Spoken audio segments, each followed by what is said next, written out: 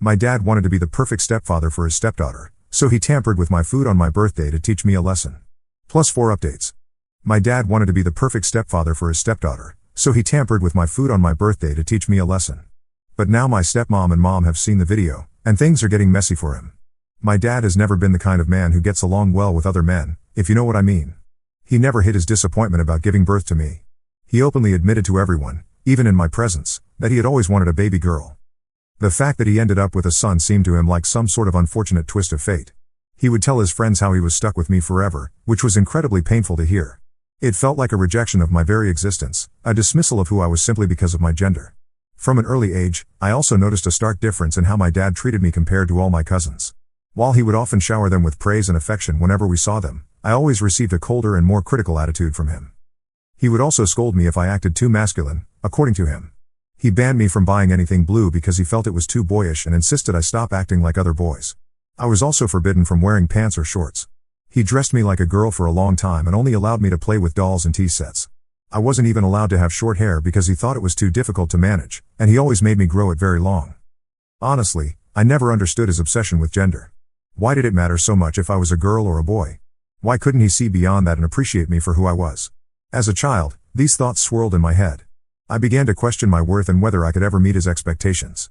As if that wasn't enough, he also had a particular disdain for other men in our lives, which led to constant criticism and gossip about them. If one of my dad's co-workers ever got promoted, he would complain to my mom and me, insinuating that the man must have slept with someone to get the promotion. That was his default assumption, his immediate explanation for any man's success in the workplace. The idea that a man could achieve something through hard work and merit seemed foreign to him.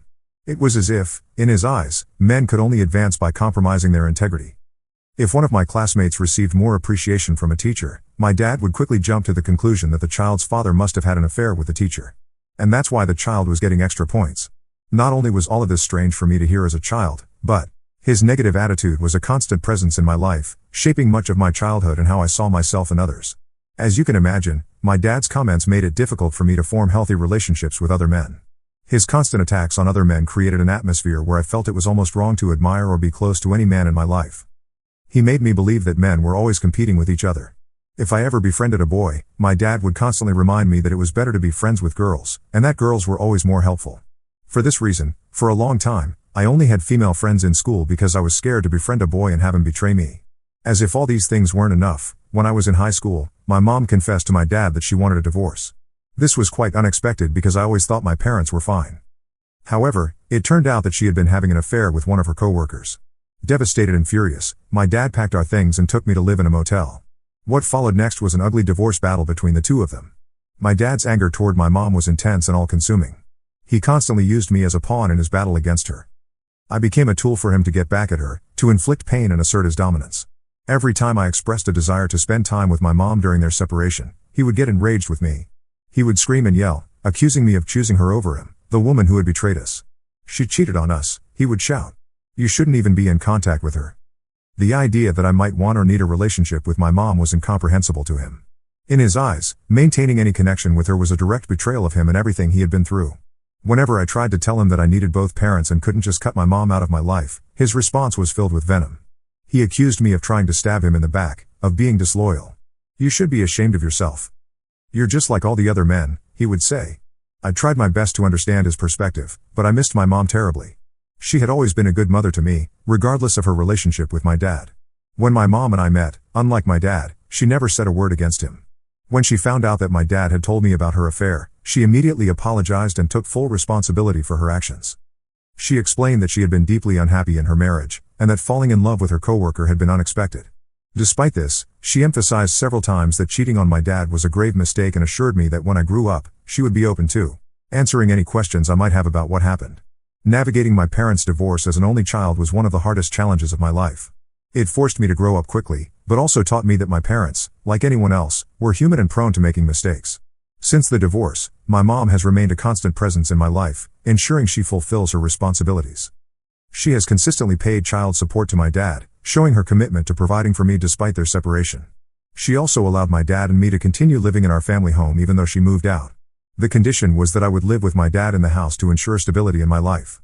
She didn't want my dad and me to go through the ordeal of packing up all our things and moving to an entirely new neighborhood.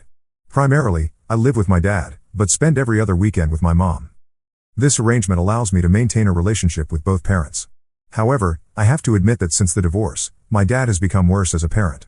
He's extremely obsessed with remarrying before my mom does. I think his ego was deeply wounded by the fact that my mom cheated on him. After their separation was finalized, he started going out more frequently to bars and clubs, eager to meet new people and perhaps find a new partner quickly. This led him to meet Diana just 3 months after the divorce. Diana is a DJ and a single mother to a daughter, Michelle. Diana and her ex-husband had Michelle when they were quite young, and after he left them, Diana took full responsibility for raising her daughter. Michelle is 3 years younger than me and seems pretty well behaved. Diana also seems like a good person.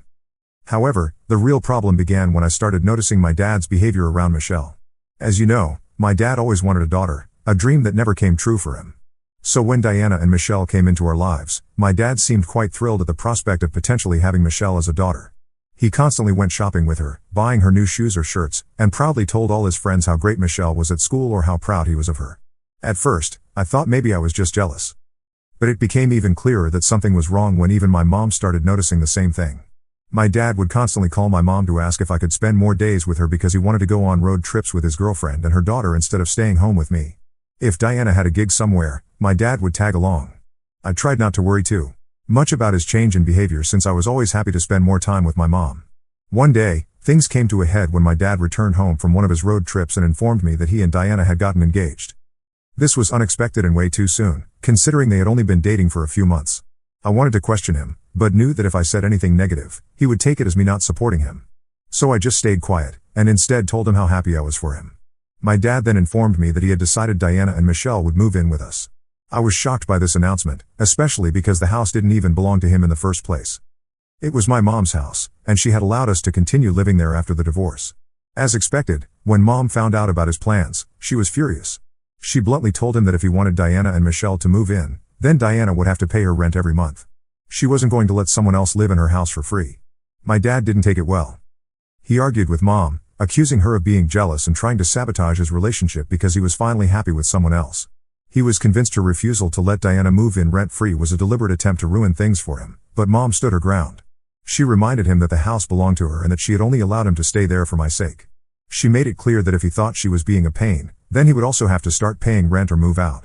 The whole situation escalated, but in the end, Diana stepped in and agreed to pay rent to my mom. She and her daughter then moved into our house. At first, Diana moved into the master bedroom with my dad, while Michelle took over the guest room. Everything seemed to settle into a new routine, and Michelle and I played a lot of video games together. I was happy to finally have a stepsister, having been an only child for so long, but it didn't take long before Michelle started complaining about the bed in the guest room. Her room had an old bed, and understandably, it affected her sleep.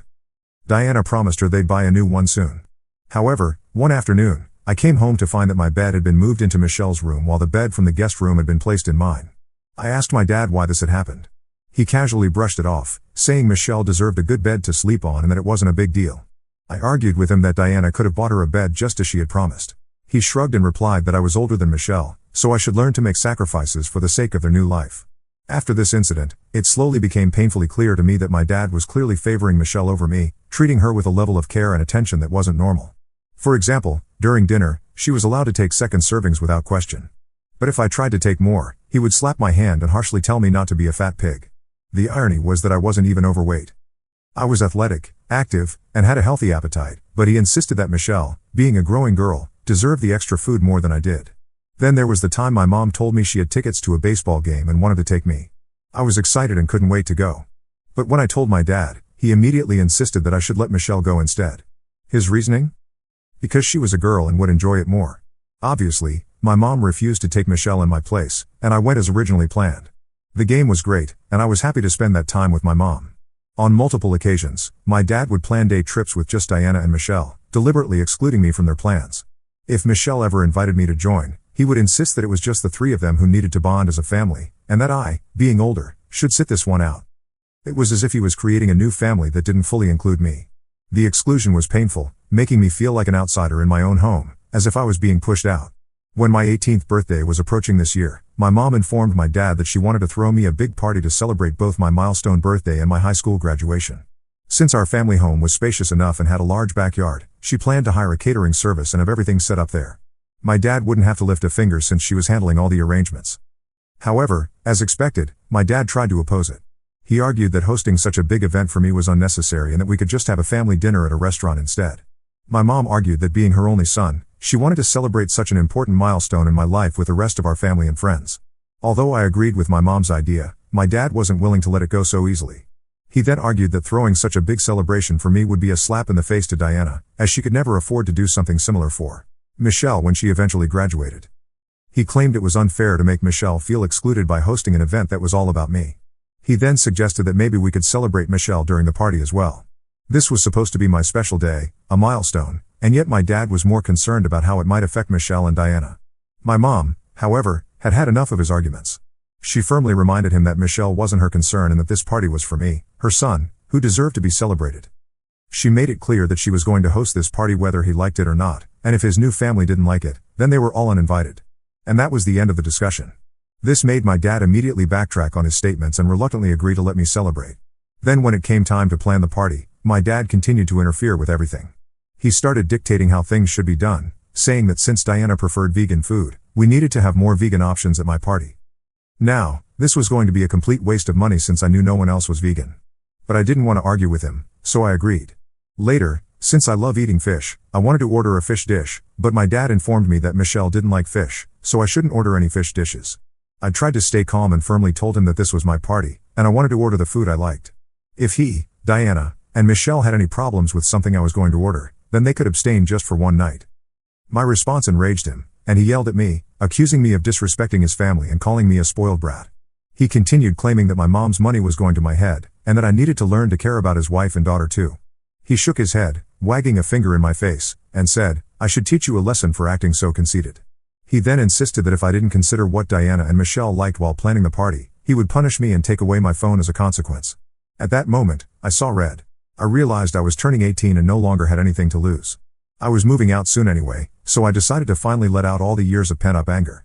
I yelled at him saying I'd always considered Michelle and Diana's needs, but this was my party, my last celebration before moving out, and I deserved the freedom to make my own decisions. I told him I'd kept my mouth shut for long enough and that if he took away my phone or punished me without reason, I would call Child Protective Services for mentally and emotionally torturing me all these years. It was obviously a lie, but I wanted him to think twice before mistreating me again. His eyes widened in shock when he heard me say this.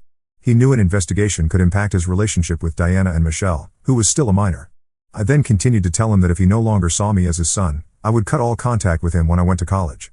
I didn't want a father who never prioritized me, always put others before me, and made me feel like I was second best in my own home. It was a moment of raw, unfiltered honesty, and I made it clear I was done being pushed aside. He then started insisting I was overreacting and that all he ever wanted was for me to treat Diana and Michelle as I treated other family members. After this argument, he avoided giving me his opinions on the party as much as he could. When the party arrived, I was excited to celebrate with my family and friends. Diana had offered to DJ the event, and it was great. Meanwhile, my mom was busy chatting with some relatives, proudly boasting about the college I was about to attend. However, the one person who stood out as the odd one out was my dad. He was in the kitchen, sipping his margarita and clearly avoiding mingling with the rest of us. His disinterest and detachment were palpable, and it was hard not to notice how distant he was from the celebration. Even Diana noticed how aloof he was and went to talk to him, trying to convince him to enjoy the day like the rest of us. When it was time to serve the food, I watched as my dad carefully prepared plates for Diana and Michelle. He seemed to take special care to ensure they had everything they liked. I wanted to let the other guests serve themselves first, so I hung back waiting for my turn. Suddenly, out of nowhere, my dad came up to me with a plate of food. I looked at him curiously, not knowing what to make of this unexpected gesture. He handed me the plate and wished me a happy birthday. I was baffled and asked him what he was doing, especially since he had never in all the years I could remember, served me a plate of food before. He just shrugged and said he wanted to do this for me since I was now 18. It was hard to admit, but in that moment, I felt a warm comforting sensation in my stomach. Despite everything, there was something comforting about him taking care of me. Even if it was just with something as simple as serving me a plate of food. For a brief moment, I felt like he was trying to build a bridge over the gap that had grown between us. However, as soon as I took a bite of the fish on my plate, I had to spit it out. My mouth was overwhelmed by a salty taste and I started coughing uncontrollably. The guests around me turned to look, and a few of my cousins quickly offered me water, trying to help me calm down. I looked at my plate, confused, and asked if they found the fish too salty. Perplexed, they shook their heads, confused. Growing more suspicious, I checked my plate again and then looked at my dad. Our eyes met, and I noticed he had a smug smile on his face. It took me a moment to realize he was holding an empty salt shaker in his hand, waving it around as if to indicate he had deliberately added too much salt to my fish. Suddenly, I realized he had tampered with my food. "What are you doing?" I asked, my voice tense. "Did you really put salt on my fish? Why would you do something like this?" He looked at me, still smiling smugly as if it was all just a mean joke. In a cold tone, he told me he had warned me not to order fish, but I had insisted. So this was his way of teaching me a lesson for being so conceited. He insisted it was just a harmless joke anyway, but that it would teach me never to argue with him in the future. I told him how horrible he was as a father for even thinking of doing something like that. My dad simply laughed dismissively as he walked away, as if I didn't matter. With cameras installed around the house, I knew I had a way to expose him. After the party, I decided to download the footage from the backyard security camera. The footage clearly showed my dad adding salt to my plate before walking over to me and handing it to me. Even as I write this, the thought of what he did makes my blood boil. I'm planning to share the footage with Diana and Michelle when I move out of the house soon. I wish I could confront him or expose his behavior right now, but I'm going to keep my mouth shut and wait for the right moment once I'm far away from him. So am I the bad one if I expose my dad to everyone? Update 1. It's been a month and a half since my last update. I've finally moved out of the house. My mom helped me carry all my boxes to my dorm, and the rest of my things are at her house for now. I still haven't told my mom what happened with my dad because I know she'll be furious, and I'm worried it could lead to a big confrontation. Now that I'm out of the house, I'm ready to go ahead with my plan to expose my dad as he can't hurt me anymore. I believe Diana and Michelle deserve to know the truth about my dad, even if it may be hard for them. For everyone asking, I'm sure Diana has probably noticed how my dad treats me differently from how he treats her daughter, but she's never interfered. Anyway, I don't blame her for any of this, and my focus is solely on my dad, who is responsible for everything that's happened. I know she could have said something about it, but she isn't my mom and wasn't responsible for me. That was my dad's job. Update 2. I read everyone's advice. And this morning, I decided to create a group chat with Diana, Michelle, and my mom. I wrote a detailed message explaining how I had been treated differently from Michelle over the years, making sure to emphasize that Michelle wasn't at fault for any of it. Then, I described the incident that happened on my birthday, where my own dad sabotaged my food by adding an entire bottle of salt to it and served it to me out of spite. I told them how I had grown tired of my father's abusive behavior toward me over the years. And to back up my story, I sent the video as evidence. At the end of my message, I asked Diana if she would ever truly feel comfortable having her daughter around such a vile man who had no shame in treating his own son this way. This happened just a few minutes ago, and I'm still waiting for them to read and respond. Update 3. Now that I've received some responses, I can provide an update. I was waiting for both Diana and my mom to reply so I wouldn't have to post separate updates. First, my mom called to confirm if everything I said was true and asked why I had never shared all this in detail with her before. I broke down and explained that I sometimes struggle to open up. She apologized to me repeatedly and then told me she had spent the morning yelling at my father. She also mentioned that she's giving him a 1-month notice to move out. She said she had been considering it for a while but was hesitant. However, now that she knows how he's been treating me all these years, she has no sympathy left for him and wants to reclaim her home. Later, Diana also reached out and told me she had no idea my father hated me this much. She always thought it was just typical father-son issues, so she stayed out of it over the years. But after seeing the video, she really understood how disturbed he was. When she confronted my father about it, he, as usual, started blaming me for everything. This led to a big fight between them, and she decided to take some distance from him. She even told me that she's postponing their wedding, which was supposed to happen this year, although it's been delayed multiple times already. Michelle and I also talked, and we're okay. As for my father, he hasn't stopped calling and messaging me. His messages range from insults to threats for exposing him, but I no longer care. I've decided to completely ignore him and avoid any interaction with him for now. In the end, I don't regret exposing my father, and I hope he learns never to mess with me again. Update 4. It's been several months since my last update, and I feel like I can finally breathe a sigh of relief. Although not everything is perfect, I can confidently say my life has improved significantly. To start, Diana finally decided to leave my father. A few weeks ago, she called and asked if we could meet to talk. I was a little nervous but agreed.